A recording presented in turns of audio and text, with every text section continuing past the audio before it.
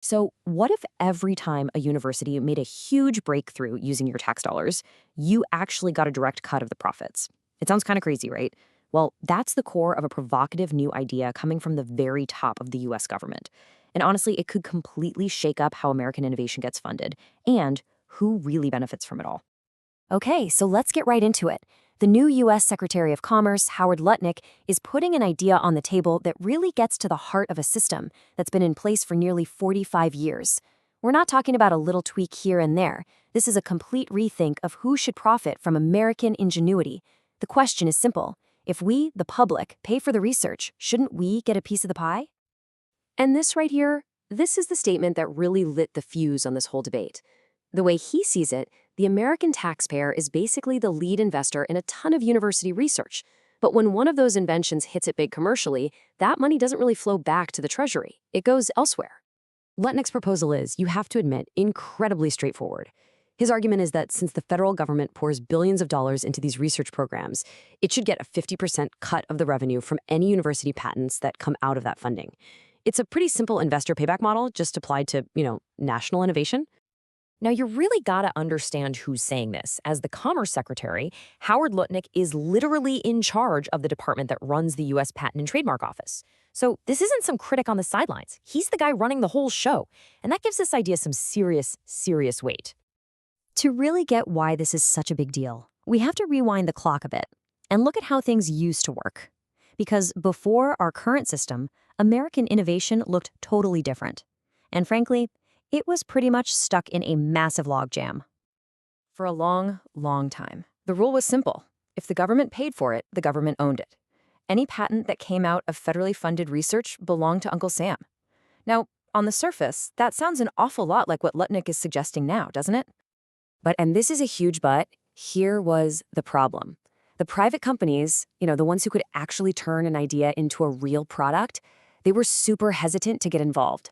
They saw government ownership as this huge red flag, almost like the invention was contaminated, which created a ton of uncertainty for any investment. And the result? A massive bottleneck for innovation. The government was just sitting on piles and piles of patents, but hardly any of them were being licensed or developed into anything useful. So taxpayers were funding all these incredible discoveries that, unfortunately, never actually made it out of the lab to help them.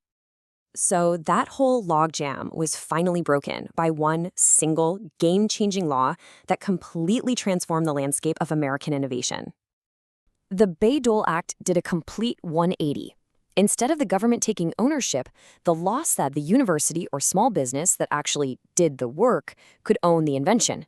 And that created a powerful incentive for them to go out and find partners to bring their work to the market. And this just lays it out perfectly. This is the engine that has been driving American R&D for almost half a century. It created this clear, effective pathway from a lab idea to a product on the shelf, all powered by this unique partnership between public money, brilliant researchers, and private industry. And the results? They kind of speak for themselves. The economic impact has been just staggering.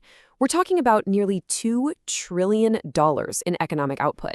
That is a mind-boggling number. It's bigger than the entire economy of a lot of countries. And it's not just about the money. This system has been a massive engine for jobs, supporting 6.5 million of them across all sorts of industries, from biotech to software. And it's basically the foundation of our startup culture. Think about it for a second. Over 19,000 new companies have been born from technology that started in a university lab. And it's exactly this incredible track record that makes this whole new debate so intense. Which brings us right back to the heart of the conflict, right? This whole thing really boils down to a fundamental disagreement about what a return on investment is supposed to look like when we're talking about public funding for science. So on one side, you have this view that the government is just like any other financial investor and should get its cash back, a direct cut.